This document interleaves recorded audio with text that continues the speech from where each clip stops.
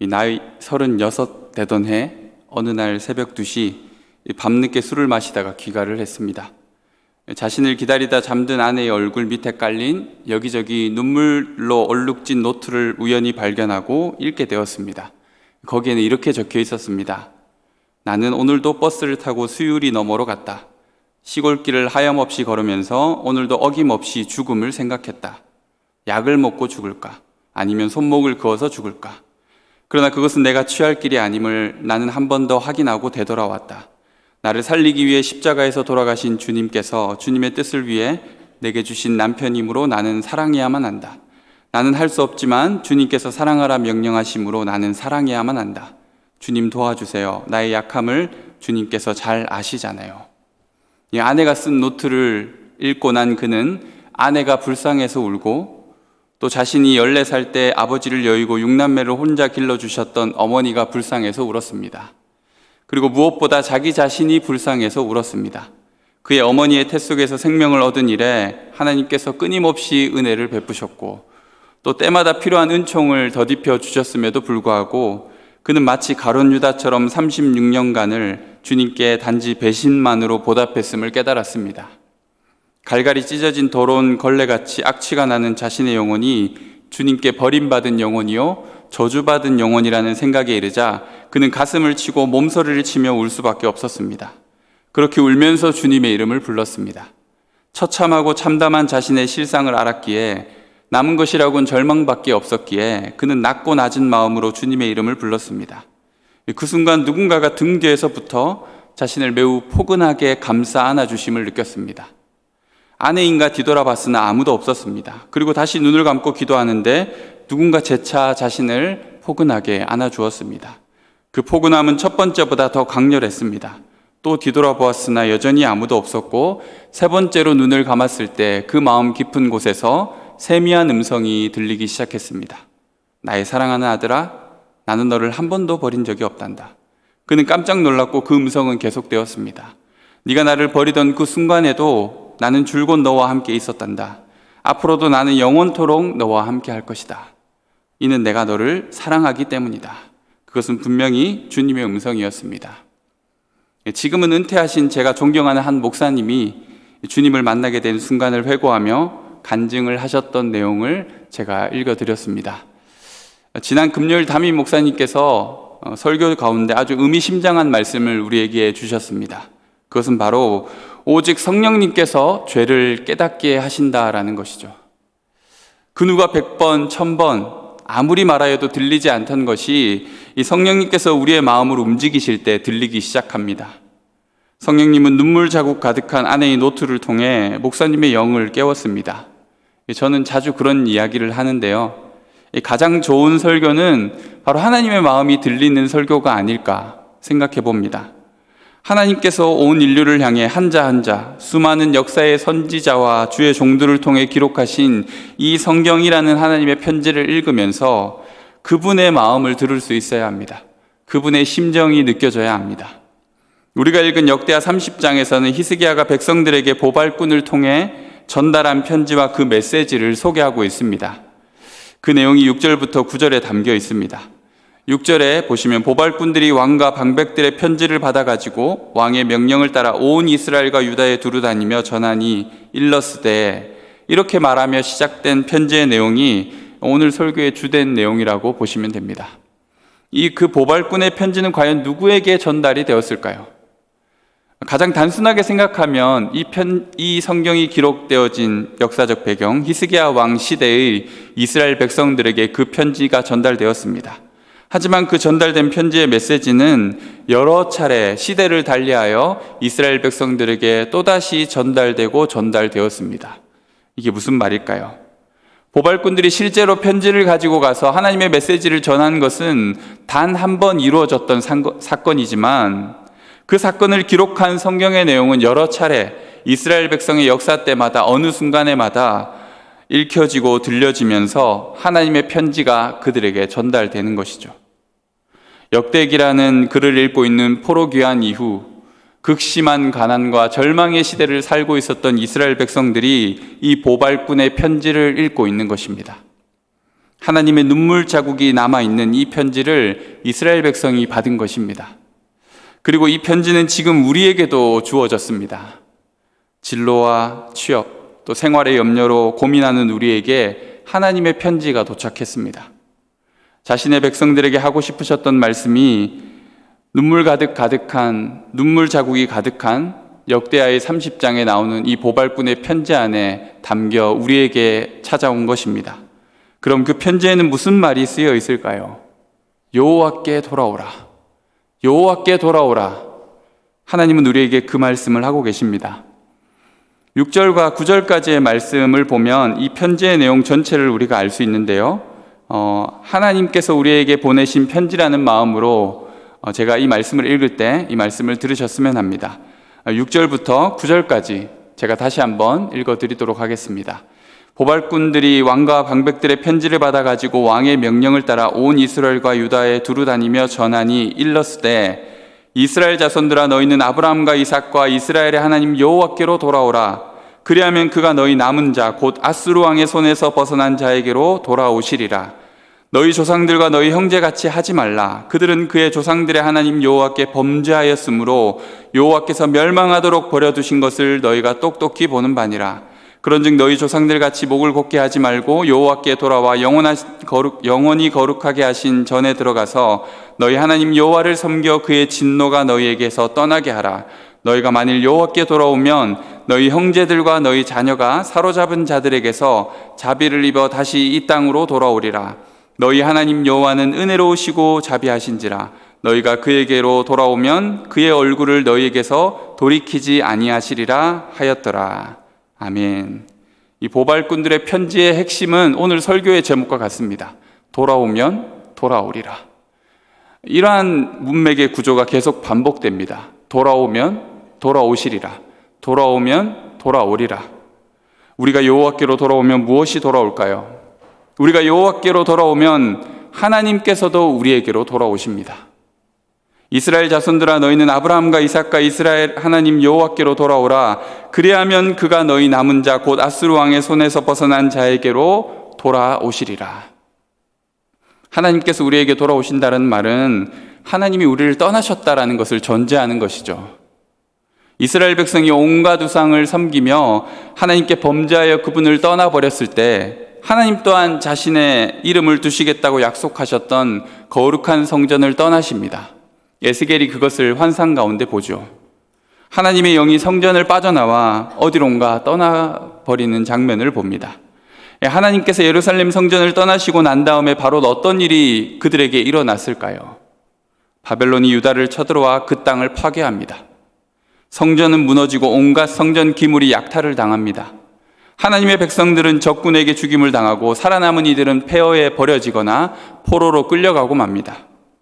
보호자를 잃어버린 이스라엘은 금세 약탈자들의 먹이가 되고 맙니다.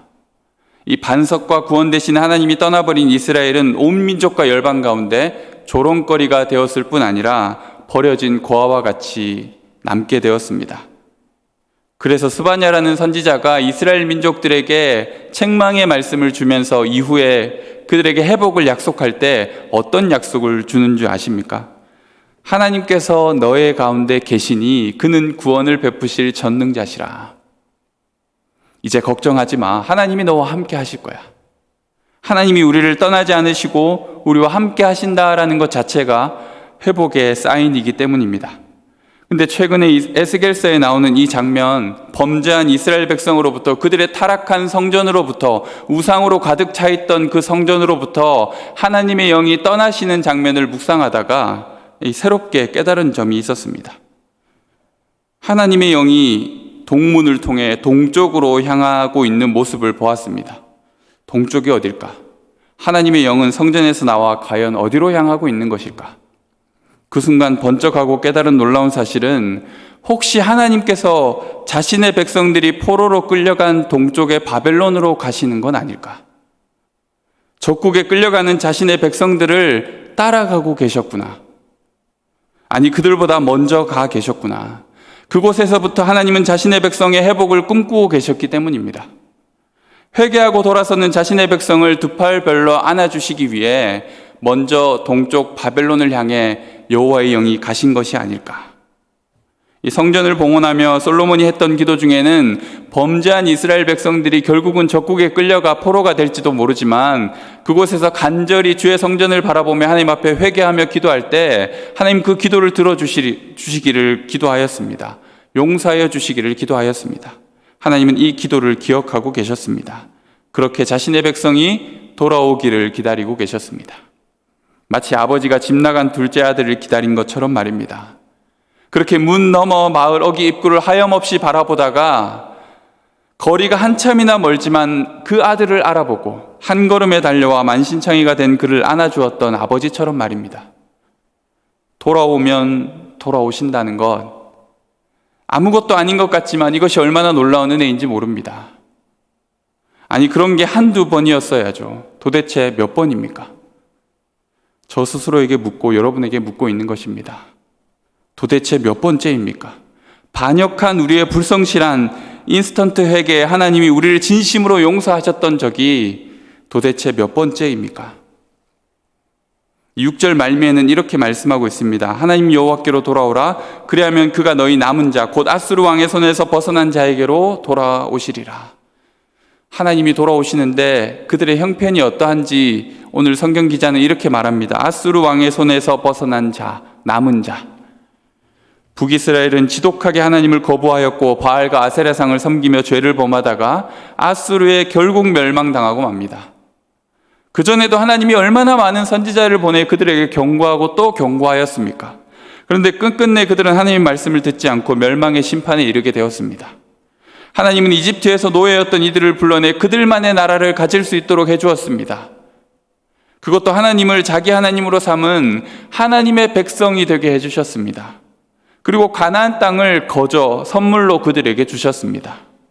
그런데 이스라엘 백성은 하나님이 주신 선물을 망가뜨리고 훼손하였죠. 억만진창이 되었습니다. 이제 겨우 남은 것인 하나님의 백성이라는 흔적도 보이지 않는 가난한 백성 몇 명뿐입니다. 아버지의 심정이 이해가 되십니까? 유산으로 받아간 재산을 몇 년 사이에 다 탕진하고 거지가 되어, 아니 어쩌면 빚까지 진 폐인이 되어 돌아왔는지도 모릅니다. 해도 너무한 이 상황에서 어떻게 아버지께 돌아올 수 있겠습니까? 내 마음대로 살아보겠다고 아버지를 떠나버린 것도, 그렇게 아버지 마음에 상처를 준 것만으로도 아버지께 죄를 지은 것인데, 그렇게 떠나 잘 살지도 못하고 더 최악인 상태로 다시 아버지 앞에 나타났으니 민망할 따름이죠. 마음 고생하셨던 아버지가 이제는 쫄딱 망한 아들의 문제를 수습해야 하는 상황에 놓인 것이죠. 한숨이 푹푹 나오는 상황입니다. 우리라면 그렇죠. 그런데 우리 하나님은 어떻습니까? 아버지는 기뻐하며 잔치를 엽니다. 가장 좋은 옷과 신으로 갈아입히고 반지를 가져오라고 하십니다. 아들을 위하여 송아지를 잡으라고 하십니다. 우리 아버지는 부자이기 때문입니다. 여러분, 이 사실을 잊지 마시기 바랍니다. 우리 하나님은 부자이십니다. 그분의 인자와 자비에는 한계가 없습니다. 하나님 편에서는 그런 손해는 아무것도 아닙니다. 나라 자체가 망하고 사라지고 겨우 아수르 왕을 피해 살아남은 부스러기 같은 그들이지만, 식민 지배를 당하고 있는 속국의 연약한 형편에 놓인 그들의 백성의 형편이었지만, 이스라엘이란 나라조차 잃고 만 그들이지만, 하나님은 돌아온 백성이 더 귀하고 값진 것입니다. 전능하신 하나님께서 마음만 먹으시면 그런 건 아무것도 아니라는 것이죠. 우리 하나님은 전능하신 분이십니다. 최고로 위대하신 부자이십니다. 그분 손에서 결핍과 모자람을 볼 수가 없습니다. 우리를 향한 그분의 사랑과 은혜도, 우리를 회복시키시고 영화롭게 하실 그분의 능력도 어느 것 하나 부족하지 않습니다. 결국 중요한 것은 우리의 돌이킴입니다. 우리가 돌이키기만 한다면 하나님 또한 우리에게 돌아오십니다. 내 삶에 하나님이 계시는가 계시지 않는가, 그것이 가장 중요한 지점이라는 것이죠. 여러분에겐 하나님이 계십니까? 여러분 가운데, 여러분 삶 가운데 하나님이 계십니까? 돌아오면 돌아오리라. 우리가 여호와께 돌아오면 결국 하나님은 우리를 원래의 자리로 돌아오게 하십니다. 9절 말씀입니다. 너희가 만일 여호와께 돌아오면 너희 형제들과 너희 자녀가 사로잡은 자들에게서 자비를 입어 다시 이 땅으로 돌아오리라. 다시 이 땅으로 돌아오리라. 내가 있어야 할 자리, 나에게 원래부터 주어졌던 은혜와 영광의 자리에 내가 거하고 지내야 할 하나님 나라, 그곳으로 돌아오기 위해 우리는 하나님께 돌아가야 하는 것입니다. 이스라엘 백성은 하나님께 돌아왔기 때문에 그들의 나라 고국으로 돌아올 수 있었습니다. 이 편지가 남다르게 다가오는 이유는 실제로 포로 귀환을 마친 이스라엘 백성들이 이 역대기서를 읽고 있기 때문입니다. 너희가 돌아오면 돌아오리라. 고국으로 돌아온 그들은 이 말씀을 삶으로 실제로 경험한 사람들입니다. 가장 나다운 모습으로 하나님이 내게 부여하신 아름다운 형상대로 내가 서 있어야 할 그 자리로 회복되어 돌아가기 위해 우리는 하나님께 돌아와야 하는 것입니다. 여러분, 인생을 살아가면서 그런 생각 들지 않습니까? 이게 아닌데, 내가 원했던 삶은 이런 게 아닌데, 아직 내가 지금 놓치고 있는 게 있는 것 같은데, 나는 내 삶의 자리를 아직 제대로 찾지 못한 것 같은데, 내 인생의 목적과 이유를 찾지 못한 많은 이들에게 오늘의 말씀은 매우 중요합니다. 돌아오면 돌아오리라. 여호와께 전심으로 돌아오면 우리 본연의 자리를 다시금 찾고 돌아오게 된다라는 말씀입니다. 혼란스러운 시대 속에서 이 한치 앞을 예측하기 힘든 변화무쌍한 오늘을 살아가는 우리에게 나는 과연 어떤 삶을 살아야 할까? 열강의 지배 속에서 소망 없이 살아가던 이스라엘 백성들은 생각하였습니다. 여긴 우리 자리가 아닌데, 우리가 돌아갈 땅과 나라가 있는데, 내가 서 있어야 할 곳이 있는데, 나는 하나님의 백성인데, 거룩한 나라 왕 같은 제사장인데, 하나님은 말씀하십니다. 너희가 돌아오면 돌아오리라. 여러분, 돌아오면 돌아옵니다. 여호와께 돌아오면 여러분이 있어야 할 그 자리를 찾게 되고 돌아오게 되는 것입니다. 그뿐만이 아닙니다. 하나님의 얼굴빛이 우리에게 돌아온다라고 하는 말씀은 전하고 있습니다. 너희가 그에게로 돌아오면 그의 얼굴을 너희에게서 돌이키지 아니하시리라. 돌아오면 돌아옵니다. 그분의 선한 미소와 은총의 빛이 우리에게로 돌아옵니다. 얼굴을 돌이키지 않겠다고 하십니다. 선한 의향을 가지신 그분이 우리를 도우십니다. 우리를 보시며 기쁨을 이기지 못하시며 잠잠히 사랑하시며 우리를 불러주십니다. 제가 자녀들을 바라보면서 느끼는 제일 큰 감동은 이런 마음과 기쁨으로 하나님이 나를 또한 바라보시겠구나라는 감동입니다.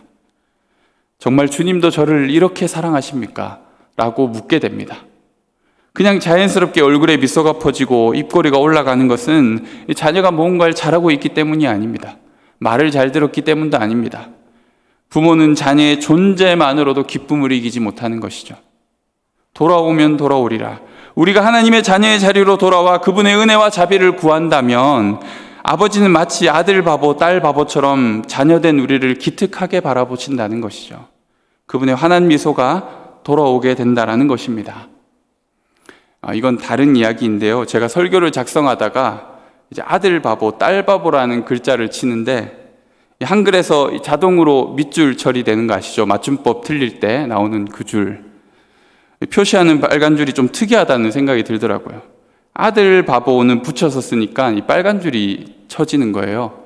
근데 딸 바보는 붙여서 써도 빨간 줄이 안 쳐졌어요. 그러니까 맞춤법이 맞다는 거죠. 오히려 딸 바보는 딸과 바보를 띄우니까 빨간 줄이 쳐지는 거예요.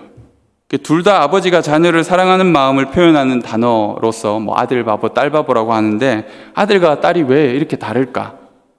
추측하기에 이 딸바보라는 말은 자주 쓰는 고유 명사라서 딸바보라는 한 단어로서 인식이 되는데 아들 바보는 아직 낯선 표현인가 봐요. 그래서 이제 빨간 줄이 쳐지더라고요. 그래서 아들과 바보를 띄워서 아들 바보 이렇게 하니까 이제 빨간 줄이 없어지는 거예요. 최근에 아들을 둔 엄마들의 수명이 많이 줄어든다는 통계를 보았는데요. 딸은 정말 사랑스러운데 아들은 반대로 어떤 이들은 아들이 최고지 라는 사람도 있죠. 우리 사람들은 그렇게 자신이 선호하는 바가 사랑하는 마음에 반영됩니다. 내가 좋아하는 사람, 나에게 맞는 사람, 내가 사랑할 만하고 기쁨을 이기지 못할 만한 사람에 대한 기준이 우리에게 다를 수가 있습니다. 하지만 하나님은 한결같이 우리를 사랑하십니다. 우리가 그 사랑을 얼마나 모르고 사는지 모릅니다. 하나님의 그 환한 미소가 우리는 상상이 안 됩니다. 왜? 내 자신을 너무나도 잘 아니까. 내가 얼마나 비참하고 얼마나 부끄러운 존재인지를 알기에 하나님이 나를 향해 환한 미소를 짓고 계시리라고 상상할 수 없는 것이죠. 인간의 눈과 관점은 타락하여 불완전하지만 하나님의 시선은 언제나 거룩하고 온전하여서 우리의 존재의 가치를 그대로 바라보십니다. 그리고 하나님께로 돌아온 하나님의 자녀를 아빠 미소로 바라보시고 그들을 기뻐하는 것이죠. 이 하나님의 미소를 볼 수 있는 영적인 시야가 우리에게 열렸으면 합니다. 마치 설교 서두에 그 목사님을 안아주었던 주님의 사랑처럼 하나님이 정말 나를 얼마나 사랑하고 있는지를 깨닫는 것이 너무나도 중요합니다. 다시 말하지만 결국 우리가 돌아오는 것이 우선입니다. 어디로 돌아가야 합니까? 여호와께로 돌아가야 합니다. 간절히 돌아오기만을 기다리시는 우리 아버지께로 돌아가야 합니다. 이 보발꾼들의 편지는 여호와께 돌아오라고 말하면서 그들을 결국은 유월절로 초대하고 있습니다. 유월절이 무엇입니까? 이스라엘이 될 수 있었던 가장 역사적 사건이 바로 유월절입니다. 어린 양의 보혈로 구원받은 이스라엘 백성이 이집트의 멍에와 빗장을 부수고 하나님 나라의 백성으로 거듭나게 된 날이 바로 유월절입니다. 나라는 사람의 가장 본질적인 자리, 그곳이 바로 유월절입니다. 어린 양의 보혈이 있는 그곳, 예수 그리스도가 나를 위해 십자가에서 죽으신 그곳, 바로 그 자리가 우리가 돌아와야 할 자리입니다. 돌아오면 돌아오리라. 우리가 여호와께 돌아오면 여호와께서도 우리에게로 돌아오실 것입니다. 우리가 여호와께 돌아오면 영광스러운 우리 본연의 자리를 찾게 될 것입니다. 우리가 여호와께 돌아오면 하나님의 환한 미소와 얼굴빛이 우리에게로 돌아오게 될 것입니다.